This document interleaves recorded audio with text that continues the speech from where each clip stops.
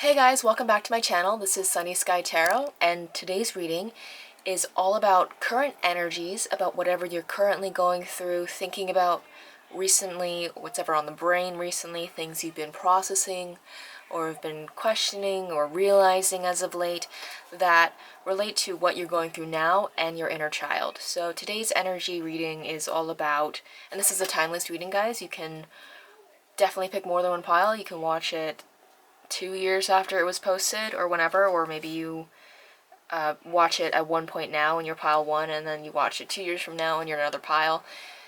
Whatever have you, it's a timeless reading. So it's all about current energies of learning curves, coming of age type of experiences and how they're playing into your life now. And maybe you're in your 40s, maybe you're in your 20s. Doesn't really matter. However it speaks to you, it speaks to you. The way that I read is I don't do things like, oh, is this person thinking about you, whatever. I don't like to do those like super interactive, like low-key stalky type of readings.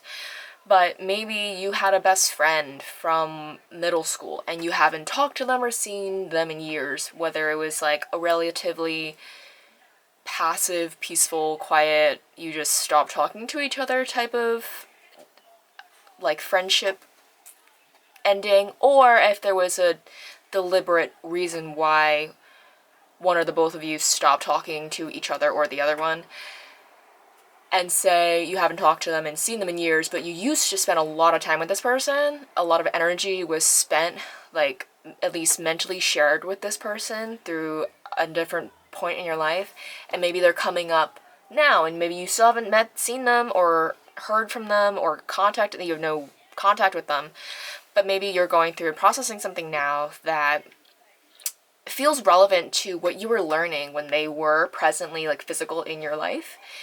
So when I talk about people from the past, if I say, oh, a past person, in my readings, that's not an ex coming back, or that's not someone trying to like bother you in your DMs or anything like that. To me, that's just, when I do these readings, a past person is, well, think about what the learning curves were significant to you. Think about maybe you and this best friend were really passionate about gymnastics together, and then as you guys got older, only one of you actually keeps up with gymnastics, or maybe one of you, maybe you both keep up with that activity, but you have very different philosophies about it. And so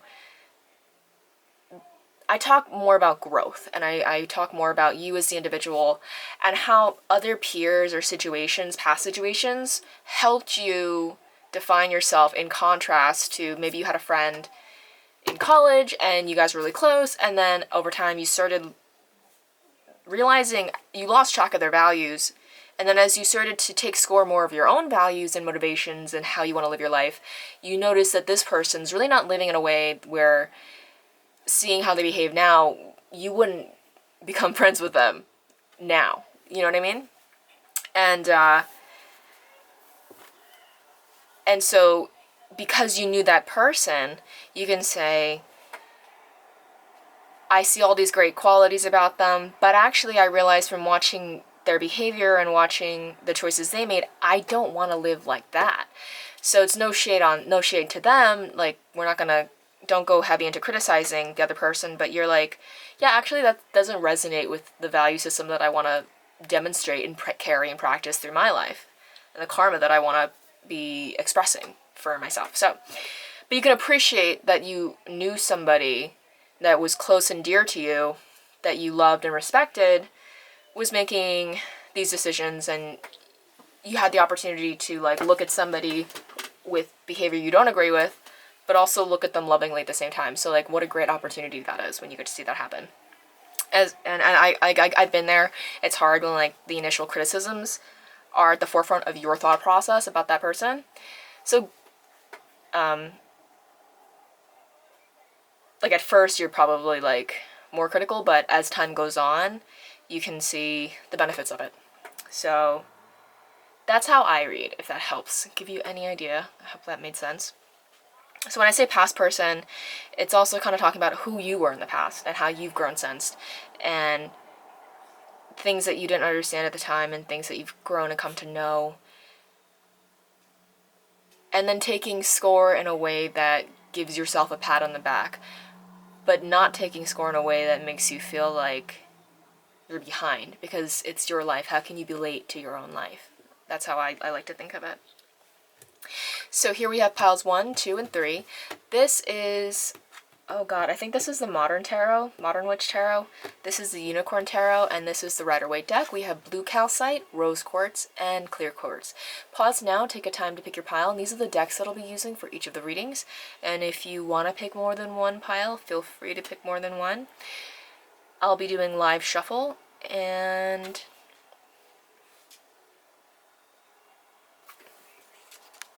let's get started with pile 1. Hi, pile 1. If you chose the blue calcite or the Modern Witch Tarot, this is your reading. We're going to start off, I like to do the sort of Texas Hold'em layout, so I get a first 3 just to give me an orientation about your reading, and then I go from there. So let's start off with pile 1's reading. We have the Hermit to start. 7 of Swords. Oh, tea spilt. Okay. So remember, this is, so we got 2 coming out for the 3rd card.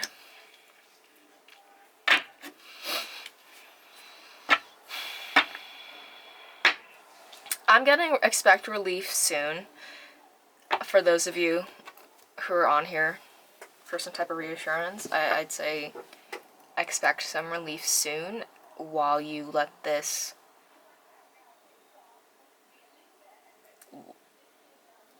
let the lessons sink in and give yourself the chance to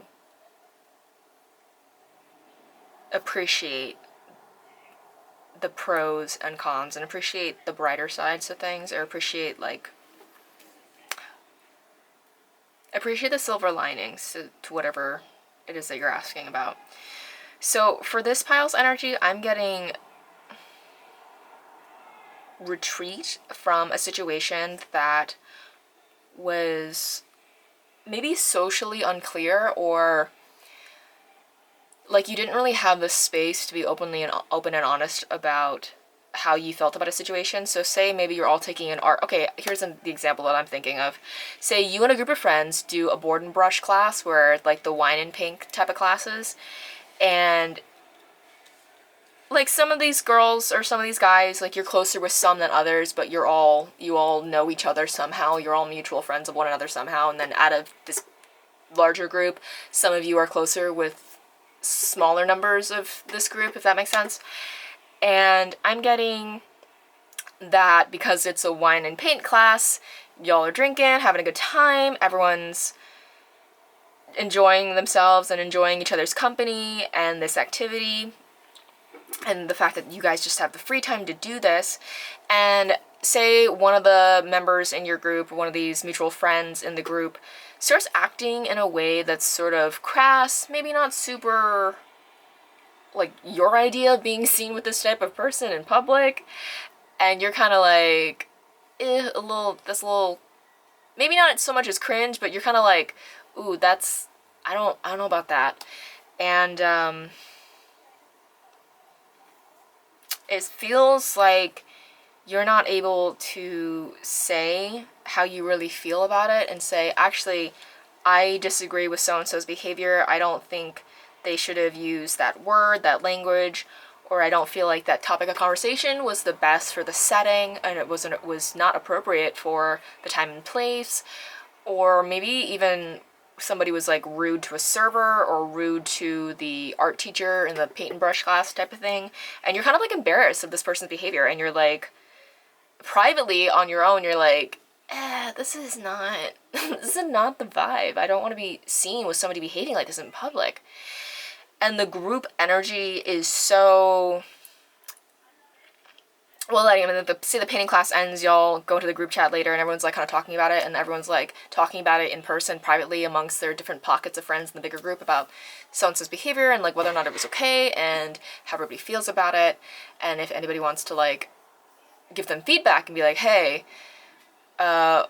maybe you got a little bit too loose with your tongue and like your words that night, or hey, we think you could have been more polite to the art teacher that night, something like that.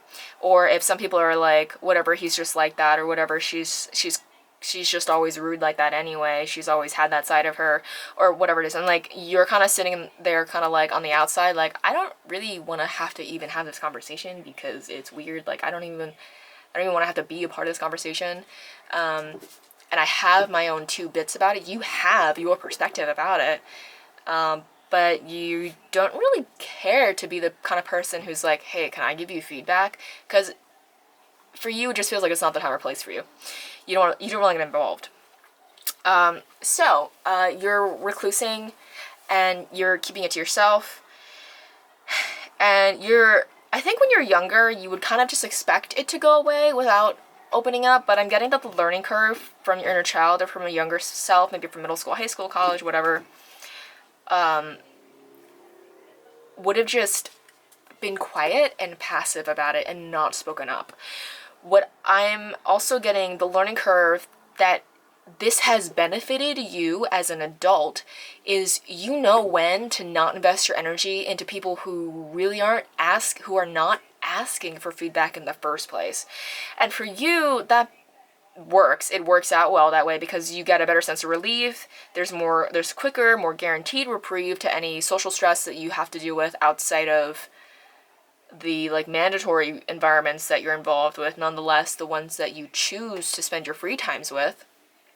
And yeah, when you're younger, maybe you didn't speak up enough.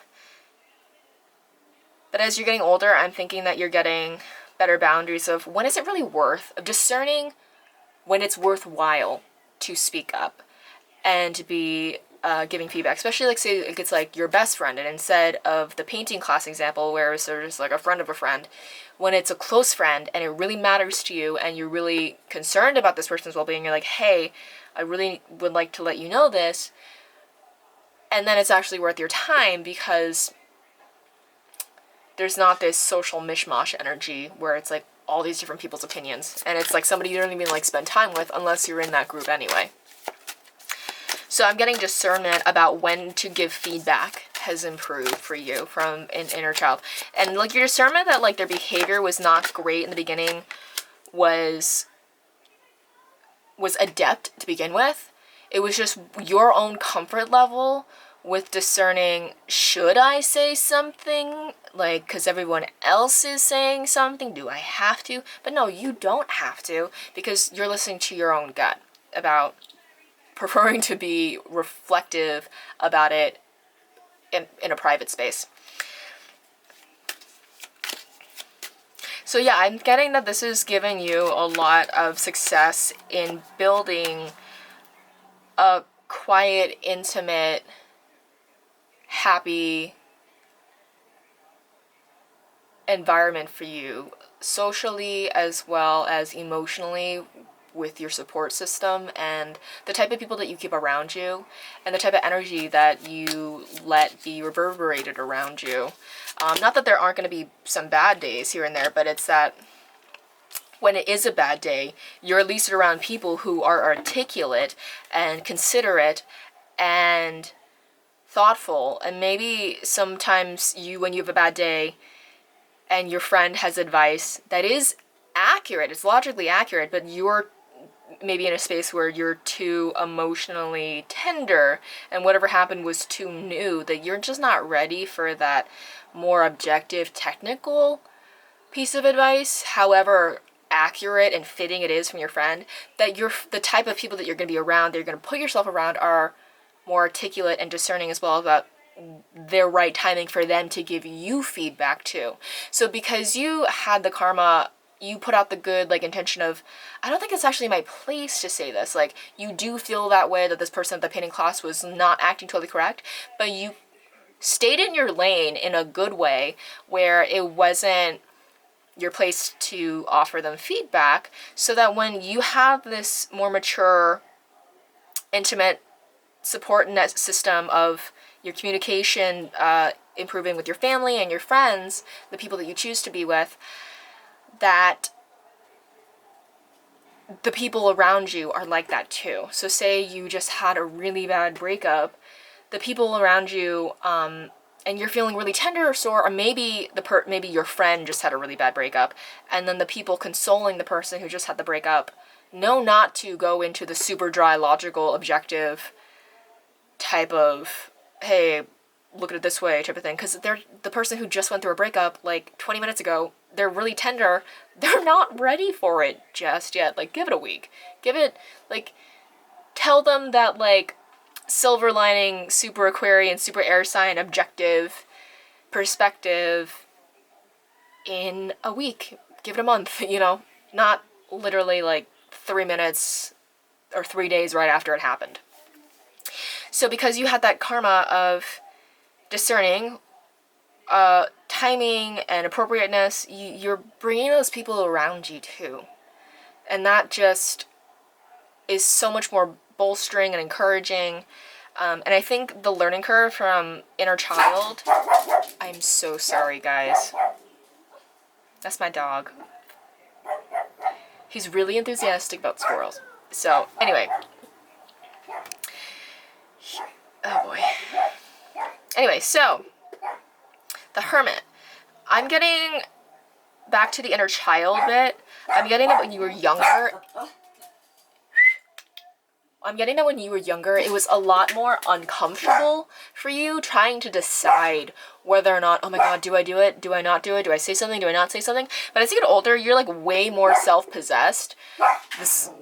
And you're like, and you know what's worth your time. You know your value. So you know more quickly and more confidently and with more clarity, yes, this is not worth my time, or yes, this is worth my time, or are just like, how much energy, like emotional energy you really want to put into something, or like physical, like, presence you want to share with other people. Hey, can you stop, please? Can you stop, please? Thanks. Do you want to sit with me? Okay. Alright, sorry guys. So, where was I? So yeah, I'm getting that as you get older, you have way more balance between...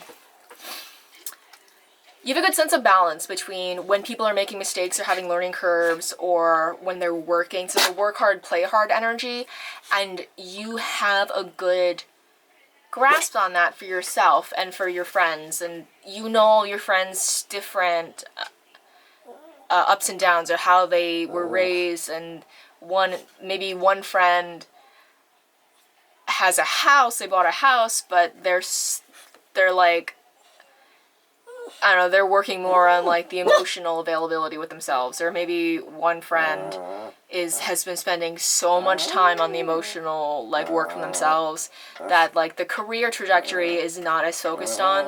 But it's like either way, you see how much they've grown and you can appreciate that with them. And I think that's the type of environment that you're able to be around too, because like these are the people that are going to be able to cheer you on, and they know what your ups and downs have been. And so it's like you're not going to be around the type of people who are just giving feedback to people who don't really know each other. And they're just looking at the surface because you were not that type of person early on. So the major inner child learning curve here is you're not uncomfortable when you're not uncomfortable about trying to figure out whether or not you should or shouldn't say something anymore, because you're no longer feeling like you have to be there for everybody in the whole big friend group anymore. You have a better idea, a better sense of give and take with smaller, more intimate friend group. And that is more meaningful because you've come to appreciate that too. That like the advice from people that you feel actually know you feels a lot safer and it feels a lot clearer. So, alright, for pile 1, this is the end of your tarot. I'm going to pull you an oracle card that I left in the other room, so I'll be right back. Hi pile 1, I am back with my tray of oracle cards. And we're going to pull you first a spirit animal oracle, and then I'm going to give you an Abraham Hicks affirmation. So this is the Spirit Animal Oracle by Colette Baron Reed. Comes a little book, and we're going to pull you an animal. So this is going to be the animal that ties in everything. Oh, super fast. Vulture Spirit. Nothing is wasted. Okay, great. So your time with the people that you, like, we're gonna... So, like, think of the people from the painting class, so the wine and paint class example. That doesn't mean that you necessarily had to be 21 or 19 or however old the drinking age is in your country when you knew these people. It could be anything. That was just an example. That was just the first thing I thought of as a group activity example. Vulture Spirit. Nothing is wasted. So maybe you used to have a group of friends that you... I'm so sorry, guys. I'm just going to keep talking. That you thought were, like, super tight and, like, cool people, but it turns out not everybody was really on each other's level emotionally or cognitively, and that's fine, but that just meant, like, there were certain parameters or limitations to the shared cognitive space or the shared heart space that you guys could have with each other as a result because of just differences. And differences are good, diversity is good. So you look back and you're like, why did I spend so much time being, like, feeling so conflicted? Should I say something? Should I not say something? Should I chime in on this group chat? Should I provide my 2 bits to this social group about the current state of things? Don't look back on it as wasted time. Oh, Wasted Time, that's an Eagles song, by the way. Wasted Time by the Eagles. Maybe look that up if you feel so inclined. But nothing's wasted. Vulture spirits are very good scavengers. They don't hunt, but they do eat meat. So they'll eat just like roadkill on the side of the road and stuff like that. They make the most of what's there. So, like I was saying in the intro, you knew these people and you got to appreciate these people because they were like a larger friend group and mutual friends and friends of friends. But you weren't really like, you weren't super close with every single one of these people. And as a result, you got the opportunity to look at these people with love and respect and like you know, like a generic sense of heart space, but maybe not like a really intimate heart space. And then you got to define yourself in contrast to some of these people. So nothing's wasted. Just because it's not like a togetherness, it's just because these relationships in the larger scale did not result in super ultra togetherness or, oh my god, we've been best friends for like 20 years. There's a lot in our culture that emphasizes the significance of having known somebody their whole life or having known somebody since they were in diapers or being in your 50s and posting photos of you guys together from high school or middle school and, you know, how you guys are both retired now in your 60s, and that's really cute. It's wonderful when people do that. It's really amazing when that happens because aging is a privilege, aging healthy and then having free time later in your life and then being able to have kept those connections is really sweet, but it doesn't necessarily it doesn't define your worth or lack of worth. It's just something that happens for some people, and then for other people that if it were to happen for them, they actually wouldn't be happy because those two people grew apart so much by the time they were already in their 20s. So they weren't even going to be friends by the time they were in their 40s. So for some people, it creates a positive journey, and for other people, parting ways creates the positive journey. So my point is, our society puts a lot of like emphasis on that for some reason. I think social media has a lot to do with that. But just because you're not super close with these people that you used to be when you were younger, it doesn't mean you wasted your time. You just gained from each other what you could gain from each other at the time. And then so-and-so's parent got a new job, they moved, or you transferred colleges or whatever. And it wasn't wasted time. If you guys respected each other, cherished each other, uplifted each other for the time that you knew each other, then that's worthwhile. That was worth something. And I think we have a lot of emphasis in our society and in the human experience that we need to like materialize something, or we need to legitimize something as it's tangible or showable or quantifiable, like, you know, you're like weightable, but like, you don't. As long as there's something, it made a difference to you in your heart space, then that's significant. Then that matters. We all die at the end, you know? It's like, one thing I love to do is look at like old photos of people, and you just wonder like, wow, were they happy? Were they sad? And then you think of like, I don't know, old photos of black and white photos of people from the late Victorian era, and you're like, imagine any problem that they had, how like small it seems, how much you wish. Like, when I see old photos of people, I just wish that they were happy. Like, I hope they were happy. And you gotta, like, look at it from that bigger perspective. So, that is your Animal Oracle card, guys.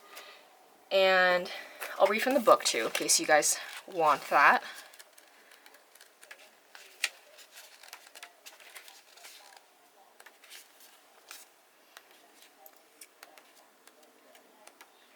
Oh my gosh, guys, do I know my ABCs? Vulture Spirit. Nothing is wasted. Oracle message. What seems hideous has its own beauty, and the recycling and repurposing the vulture does is as important as any other activity in nature that supports the cycle of life. Vulture Spirit's message is that nothing is to be wasted, for nature sees value in everything that exists. What seems rotten and ugly has the potential to be transmuted into something beneficial, and you are reminded that any suffering you have experienced has not gone to waste. Wisdom and understanding that arose from experience are talismans that will serve you on your journey wherever you go. Experience is the best teacher, really. All right?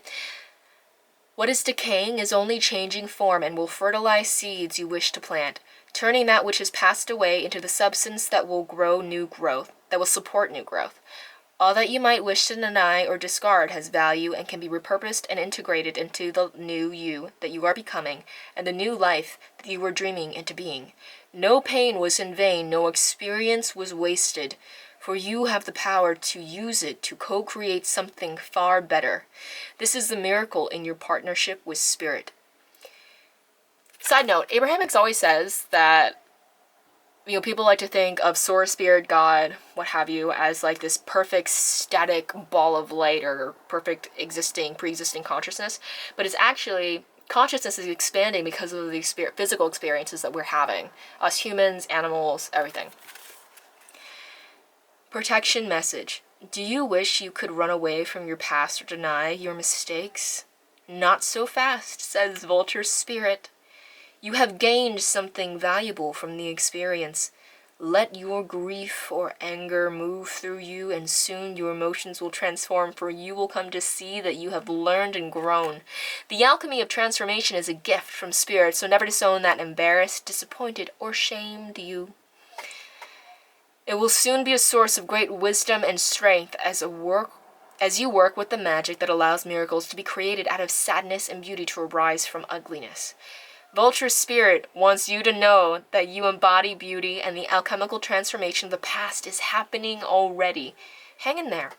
You are so loved, and so much beauty is waiting to come out of all of this. Okay, Pile 1, I hope you liked your reading. We're going to move on to Pile 2. Drop a comment, drop a like, subscribe. I have an Instagram, and it has I was using that Instagram for like a while as just like a private like affirmation page, and then I just decided to take my tarot instead of just reading for friends casually, and occasionally for like groups of people for donations, to start doing tarot videos on YouTube. So if you go check me out on Instagram, my page has a lot more posts than I have YouTube videos, if that makes sense. And yeah, it's Sunny Sky Tarot on Instagram, and drop a like, drop a comment. If anything resonated, please let me know. I would love to hear from you guys. If you guys have any suggestions about lighting, about audio. I'm very sorry about my dog barking. I'll have to figure something else about that. But we're going to move on to Pile 2. Hi guys, welcome to Pile 2's reading. If you picked the Rose Quartz or the Unicorn Tarot, then this is your reading. So just to review from the intro, this is current energies maybe it's something that you're directly experiencing, or maybe not. It doesn't have to be something that you're directly, literally experiencing now. Or it could just be a type of situation or type of learning curve that you've been thinking about a lot lately, or that's been on your brain lately that you've been processing anew. It could be like something that happened a while ago that you're just like reprocessing, and you're getting as much benefit out of the learning experience as you can. And we're going to talk about how younger you would have handled this type of situation and what you've learned from these types of situations or processes, and how older you now approaches these types of situations and what you've learned in between. So,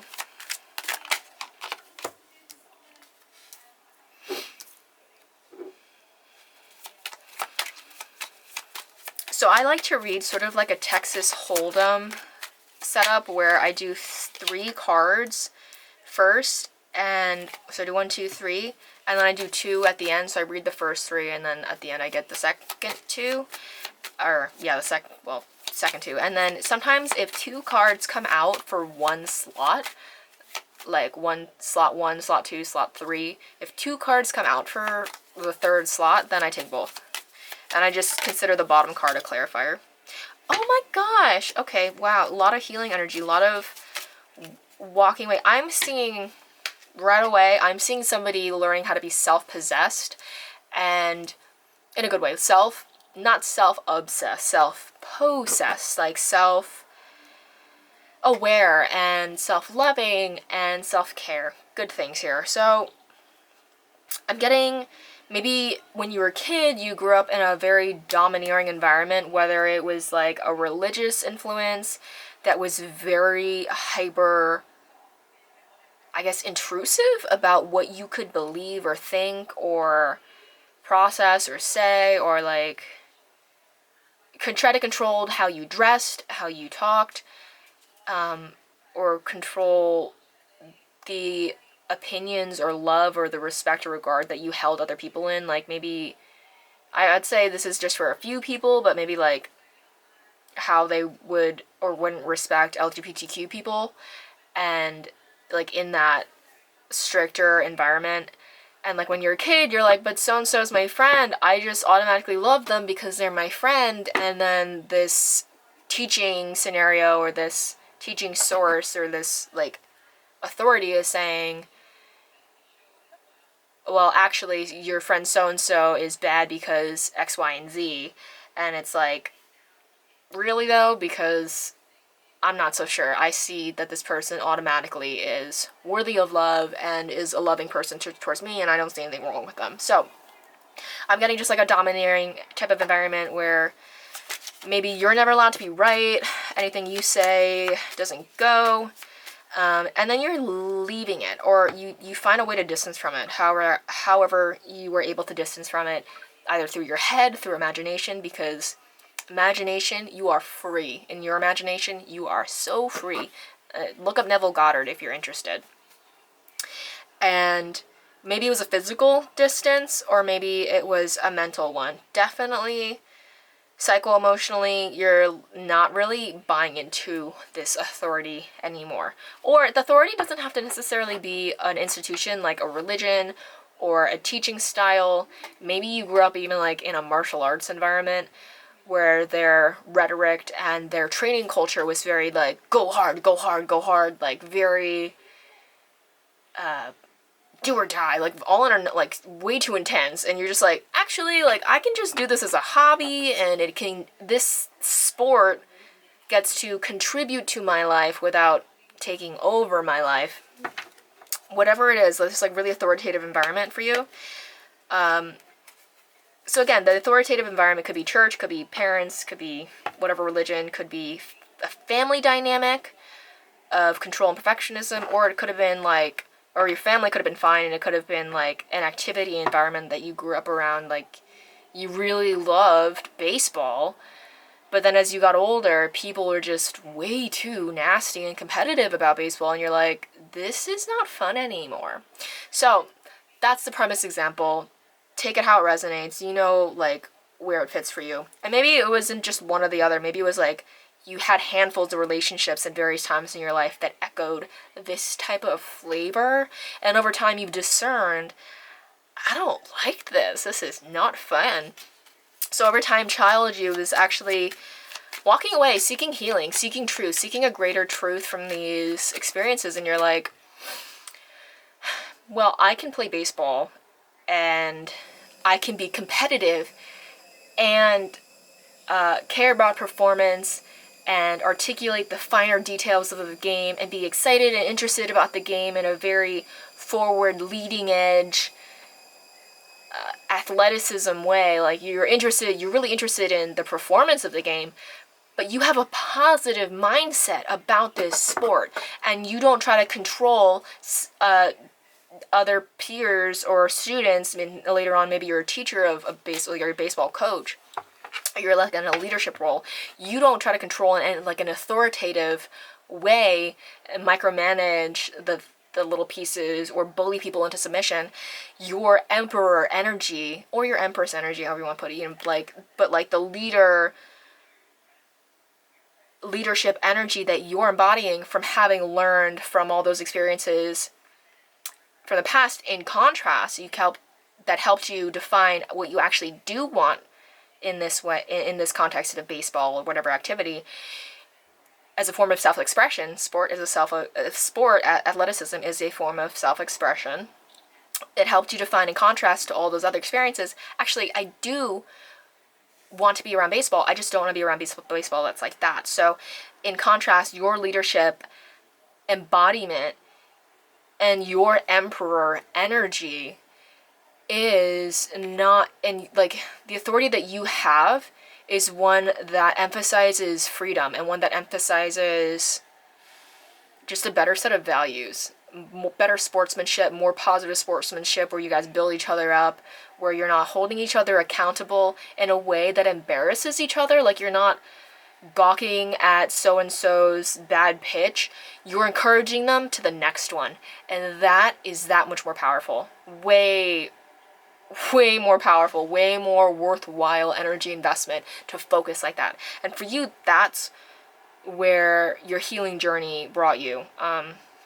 Yeah, you definitely like walked away from people who were just maybe celebrated, maybe seemingly achieved in the sports that you were involved in, sports or the arts, fine arts, or maybe it was like a workplace thing, like somebody more seasoned in the industry that you work in or whatever. It's like you could have been an office job too, an office type of job, or like a tech job, but you actually didn't really like some of their life philosophies. Like they were very, very good at coding. So let's go into the office example. Like someone has a tech job and they're programming. They're very, very good at coding. They're very, very experienced at this job. They make a high salary. But then they have an opinion about, I don't know, like a really harsh opinion about people who put their pets in strollers. And they have like a really nasty, debasing opinion about people who just treat their pets nicely. Imagine what could be wrong with that. And then you're actually like, wow, okay, so I look up to this person in this way, but I don't know that I agree with that.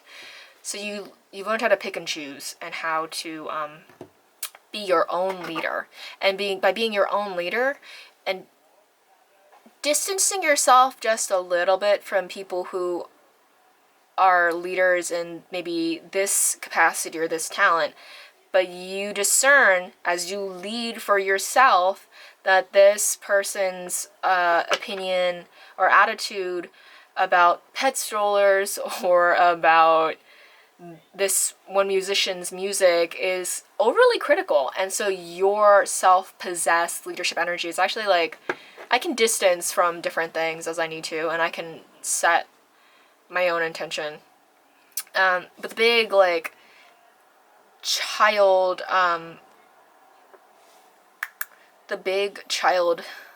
inner child theme and message is learning how to pick your own leaders. You are your own leader because you learned how to pick your own leader. You learn how to pick your own teachers. And like, yeah, this teacher is a great music teacher, but they're not a good Spanish teacher. You know, simple enough. And you had probably a number of small instances of this happening, or like one or two big ones where a lot of people go through this, like sports, people involved in sports or music. I don't know about, probably music too, but people who are involved in sports have a lot of experiences akin to, I'm paraphrasing here, but like trainer is God, then trainer is not God type of coming of age tropes. So I'm getting that type of energy for you guys. And you've learned how to pick your own teachers, and you learned how to find people that resonate with your values. So we got 2 coming out for this slot, like I explained before. So I'm going to take both of them.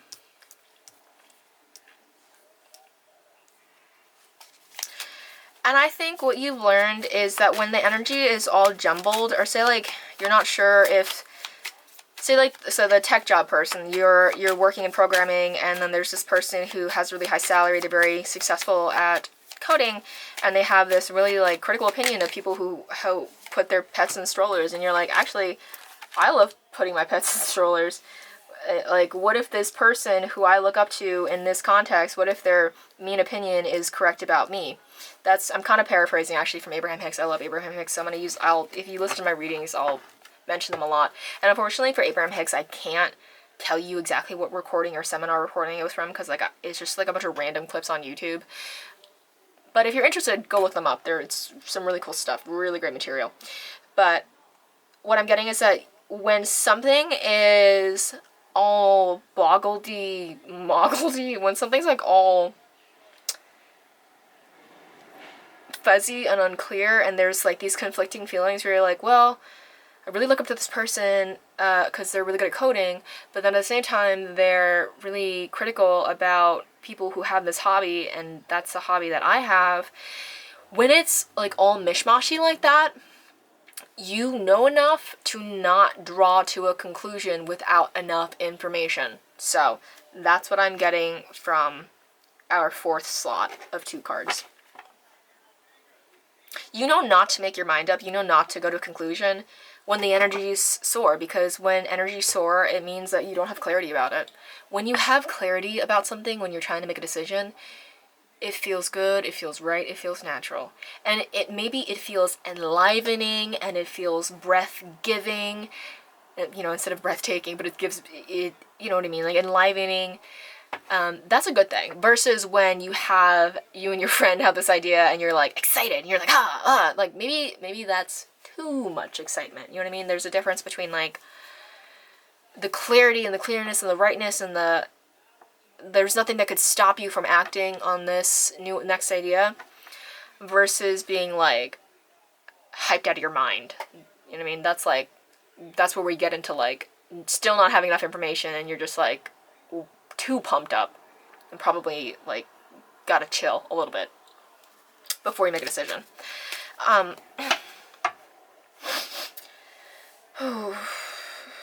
From the 10 of Swords, wow, I'm just getting back into the mental space of like the swords representing air and mental space.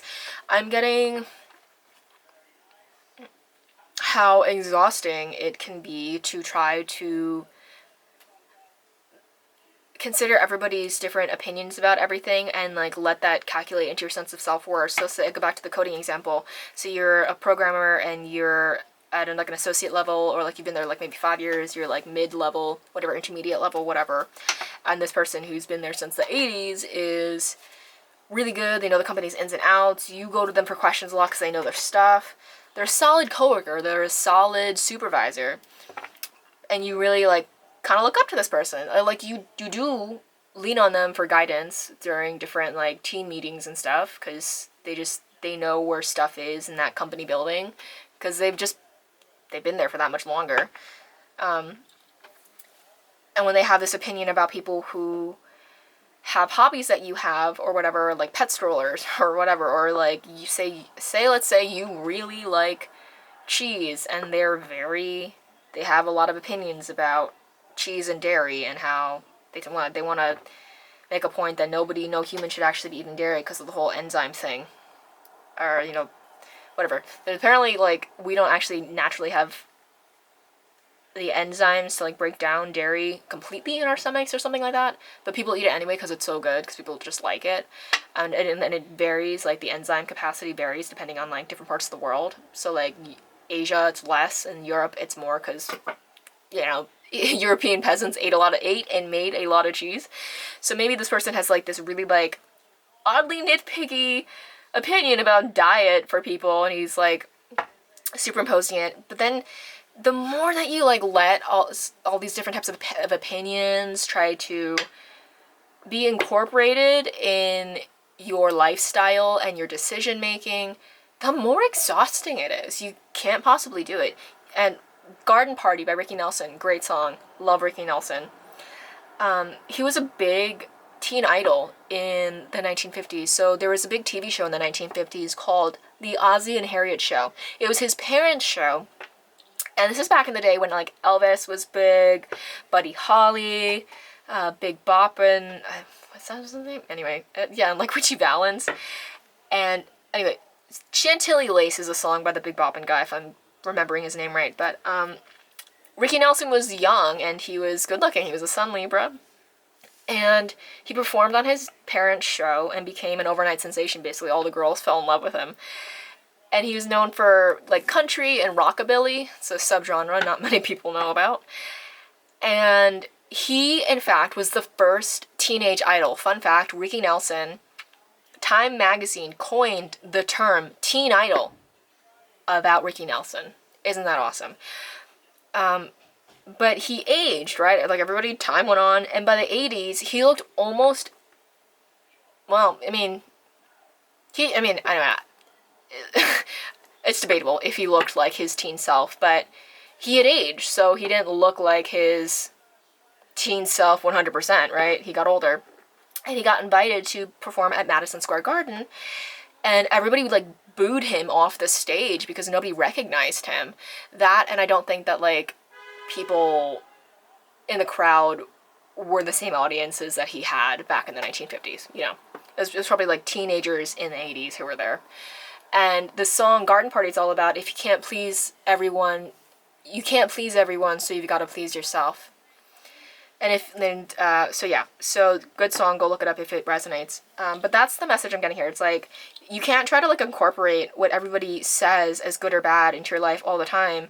You've learned how to be your own leader and discern for yourself who your teachers are. Or like the coder guy is a great teacher for the workplace. He's not a very good teacher when it comes to the diet that you're going to partake in. Or we could go to the baseball example. We could go to a music example. This person's a really good music teacher, but they're a better music teacher for piano theory. They're not the best music teacher that you need to learn trombone or string instrument, what have you.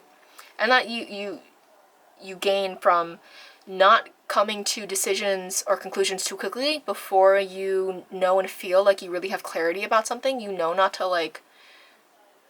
You're patient about how you come to conclusions. Especially when energy is unclear, you don't rush to conclusions, and that's great. And you're curious. I think the thing about this too is you're curious and you're open to learning new things, and that's a really great side of you. So you weren't, even though you were raised in this very authoritative way, you didn't just adapt that and copy and paste it as your personality. You distanced, you asked questions, you don't come to conclusions or harsh rhetorics, or what's the word, like harsh opinions and shoulds and should nots that you put on yourself or put on other people. Instead, you are patient, you're open to new ideas, and you realize how exhausting it is to try to please everybody all at once, and as well as being in harmony with yourself. So I think you've done a really good job at setting boundaries mentally and psycho-emotionally for yourself, and giving yourself the chance to have a variety of relationships, and you're open to learning from a bunch of different people. Feeling the need to please all the teachers or all the people that you ever have the opportunity to learn from is no good. And like you've definitely come to know that now. So with that emotional boundary, you're that much better equipped to still have opportunities to learn from as many people as you can. And that's really empowering. Okay. I'm going to get one more card for you guys to help me tie this in, because I have one more question. I just want to know. Yeah, so for me, this is just a clarifier for the end, because you guys got a lot more cards than pile 1 did. If you go watch, you got a good amount more. So I'm getting Knight of Pentacles is that you have a good eye for the opportunities for you to learn, and then for it to add to your life.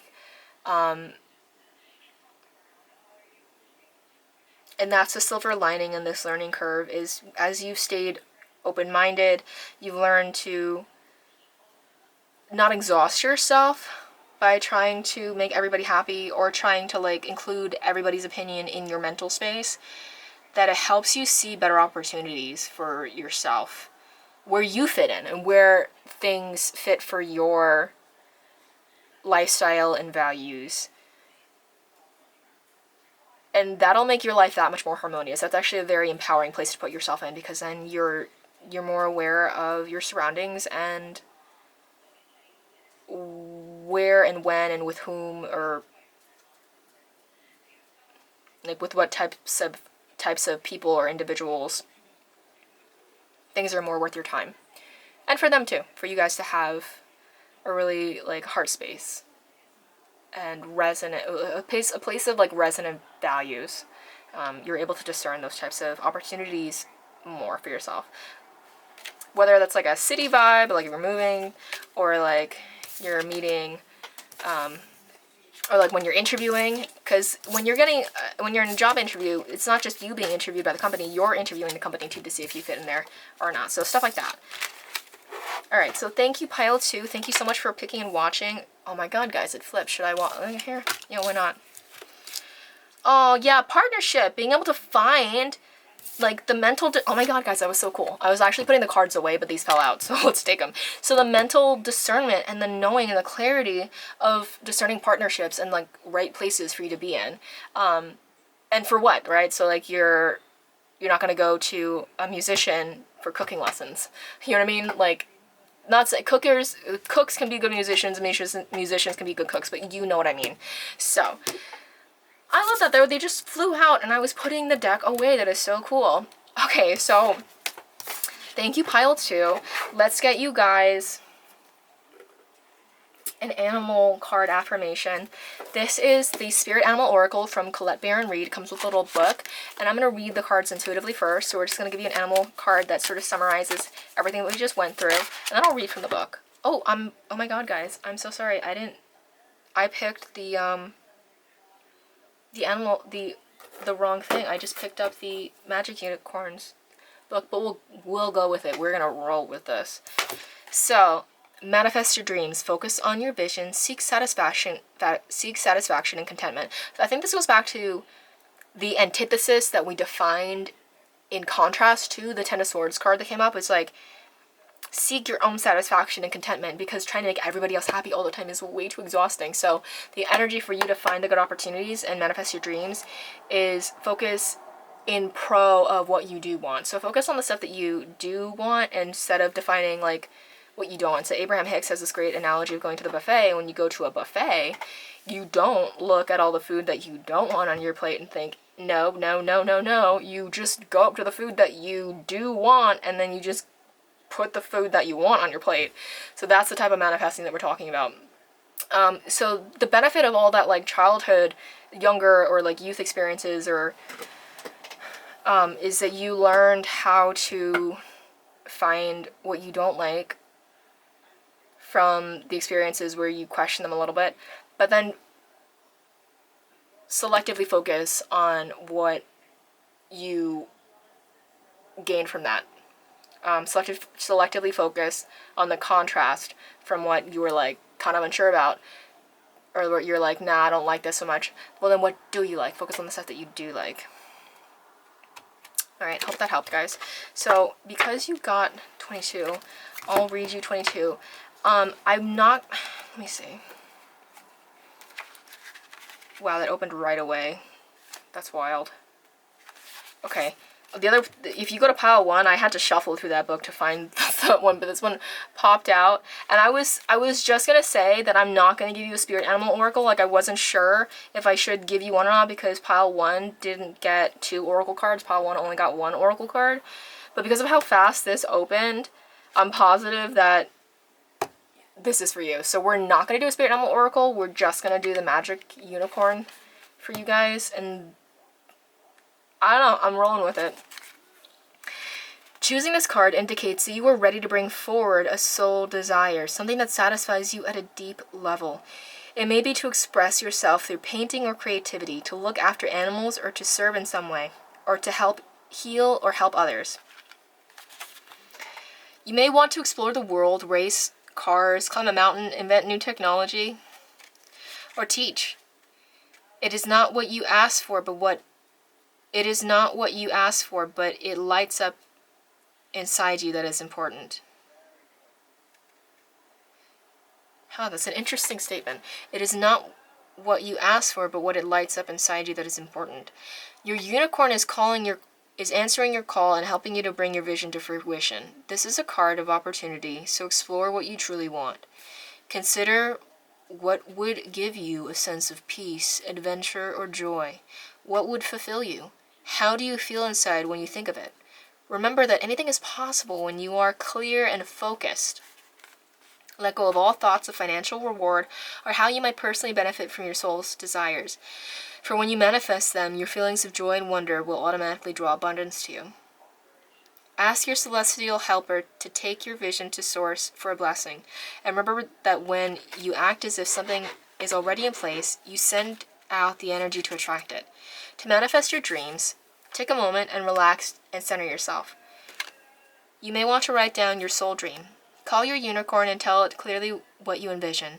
Ask for a sign it has truly heard you. Perhaps a nod, a feeling of enlightenment, or a breath of air. Ride with your unicorn up through the dimensions. Pause when you sense the seraphim singing round with the Godhead. Your unicorn tells these illuminated angels what you want. Wait as they take your vision to source. Receive a shower of light and know that your mission is blessed. Return with a unicorn and thank it. Affirmation: I manifest my soul's desires. Seraphims are just like a tier of angels, if that makes sense. Like, if you think like job roles, it's just a type of angels. All right. Thank you so much, pile 2. Feel free to comment if an analogy helped you. Tell me if I was talking too fast. I'm good if you want to tell me I was talking too fast. I think I was a couple times. So let me know if you guys are okay with it, or let me know if you guys, some of you are like second English speakers, or English is just not your first language, and you're like, actually, it would help me if you slowed down a little bit. That'd be great to know. And drop me a comment, a like, subscribe. Let me know if you have any suggestions for readings, if there's anything I could do differently, how you feel like the lighting is. Any suggestions, guys, about the videos so that they serve you and help you better. Down the line, I think I am getting a different microphone, so if you were like, hey, the audio is a bit ish, I'm already getting a new mic, so hopefully the new one, when I get a battery for it, will work better. So we're going to move on to pile 3. Thank you so much, pile 2. Thank you for watching, and thank you for letting me read for you. We'll be back again soon. Okay, so we're going to do a live shuffle. Pile 3, this is your reading with the clear quartz and the Rider-Waite Tarot. So we're just going to get the first 3 cards. Jiminy Christ taste. Okay.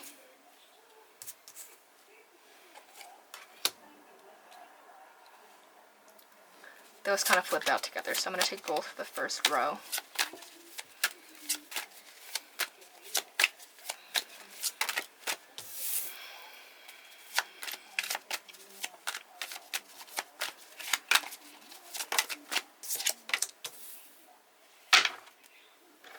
Wow, I don't know if any of you are aware of your astrological chart. I'm just automatically getting Moon Aries, like fire moon energy.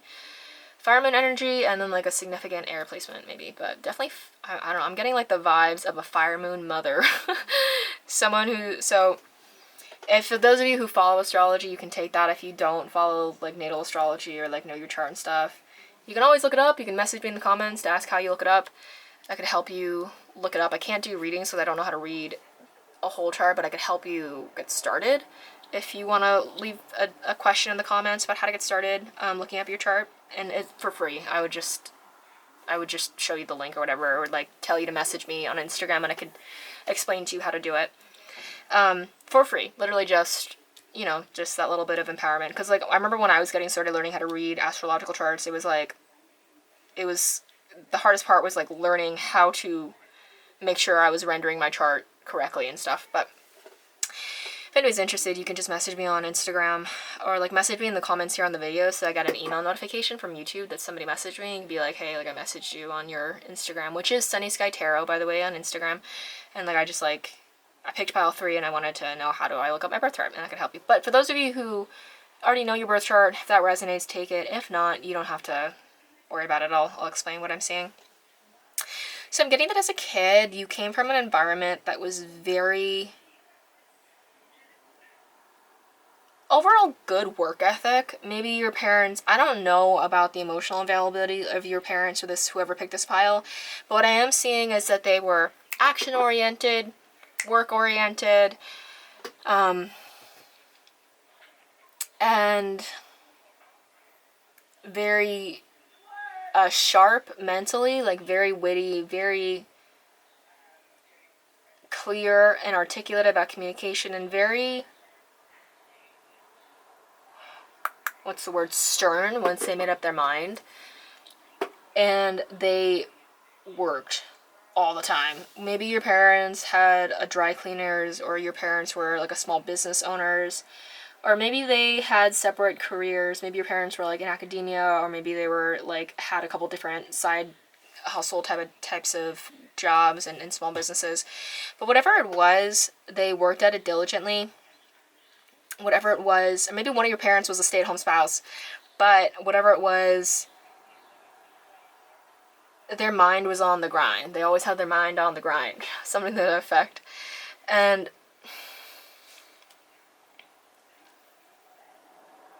I'm getting the initial thing that you learned from that as a child, as a young one, whatever young means to you, is like you were kind of, maybe you became a little bit edgy, a little bit arrogant, and a little bit on the side of a little bit too sharp, a little bit too blunt when you were younger, because that's how you emulated your family environment, because that's what was most valued. And as you got older, you had to learn how to be more emotionally present for yourself, and how to be more, how to have a balance, how to be hard at work without harshness. That you can have your mind proactively, you can be proactive mentally about something and hard at work without that quote-unquote mind on the grind 100%. Like, you can be proactive about working whilst having fun. That is so many cards. I'm not taking all that many.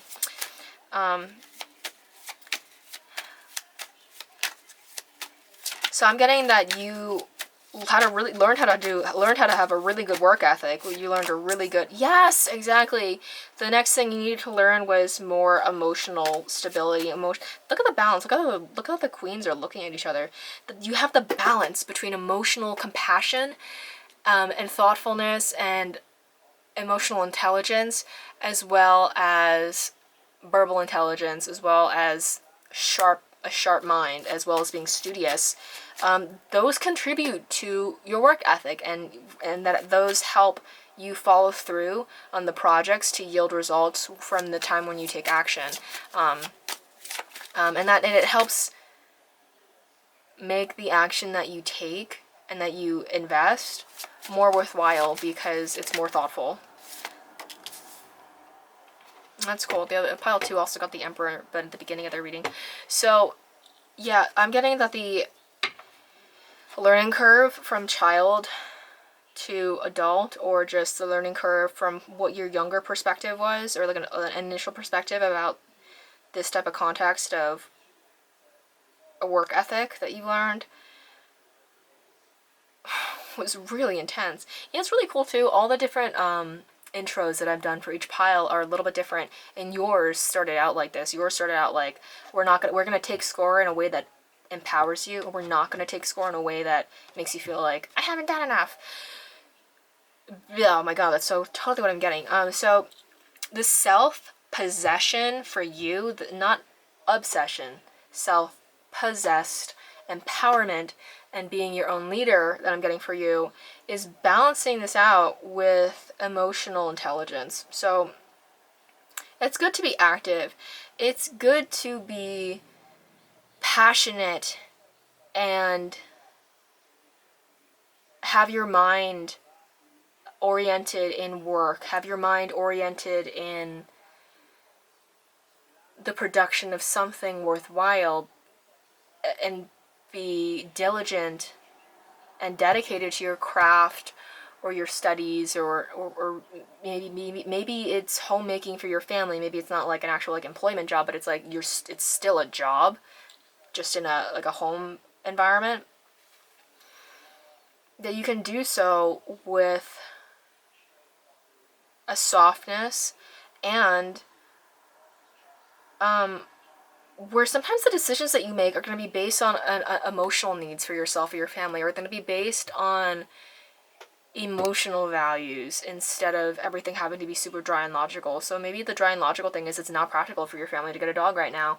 But the emotional thing is, well, actually having pets is a really good way to teach children about impermanence. They're really great companions. You also want a dog. You just can't justify it with logic. But you don't have to only make the decisions with logic. Like, maybe, like, make sure that you have the space and the time to walk and take care of the dog. But, like, the most logical thing to do is to just not add that extra, like, thing on the to-do list by getting a pet. But in the long run, like, pets are such good company, and they are such good family members that the emotional value that they bring to the table is worth it. And it is worth it for the life that you're interested in building, that you worked so hard to build. Is also, it is important to play. It is important to have those spaces where you're comfortable and vulnerable, and it's not just business acumen. Like, that's not the whole reason that we're here on Earth. And I think the leadership for yourself here is being your own, like, kind of following the values that were so emphasized in your family, is taking it further and redefining those same values with new insights, new emotional intelligent insights. And that's how you're being your own leader. Your reading's a lot shorter than everybody else's. Sorry, my camera just got too hot, guys, so I'm recording separately on my my MacBook, so I'm gonna have to pause and come back. And be diligent and dedicated to your craft or your studies, or maybe it's homemaking for your family. Maybe it's not like an actual like employment job, but it's like it's still a job, just in a home environment. That you can do so with a softness and where sometimes the decisions that you make are going to be based on emotional needs for yourself or your family, or going to be based on emotional values instead of everything having to be super dry and logical. So maybe the dry and logical thing is it's not practical for your family to get a dog right now. But the emotional thing is, well, actually having pets is a really good way to teach children about impermanence. They're really great companions. You also want a dog. You just can't justify it with logic. But you don't have to only make the decisions with logic. Like, maybe, like, make sure that you have the space and the time to walk and take care of the dog. But, like, the most logical thing to do is to just not add that extra, like, thing on the to-do list by getting a pet. But in the long run, like, pets are such good company, and they are such good family members that the emotional value that they bring to the table is worth it. And it is worth it for the life that you're interested in building, that you work so hard to build. Is also, it is important to play. It is important to have those spaces where you're comfortable and vulnerable, and it's not just business acumen. Like, that's not the whole reason that we're here on Earth. And I think the leadership for yourself here is being your own, like, kind of following the values that were so emphasized in your family, is taking it further and redefining those same values with new insights, new emotional intelligent insights. And that's how you're being your own leader. Your reading's a lot shorter than everybody else's. Sorry, my camera just got too hot, guys, so I'm recording separately on my Alright, Pile 3, I'm sorry, but because of technical difficulties, we're gonna have to finish your reading on my phone. So, Pile 1 and Pile 2 both got oracle cards. And I was gonna just do my spirit animal oracle totem. But then when I came to Pile 2, so I did that one for Pile 1, then I got to Pile 2, and then I accidentally literally just handled and pulled out my unicorn oracle instead. So following on that theme, instead of doing the same oracle for each pile, I'm going to read you a different oracle entirely from the first two piles, and we're going to shuffle from my Abraham Hicks Getting Into the Vortex affirmation cards. Affirmation cards, but we're going to use it like oracles. And I'm going to have to put my phone down while I shuffle. So, be right back. My phone is in the most precarious position, like perched on this like floating tray for my laptop right now, so let's see if this holds.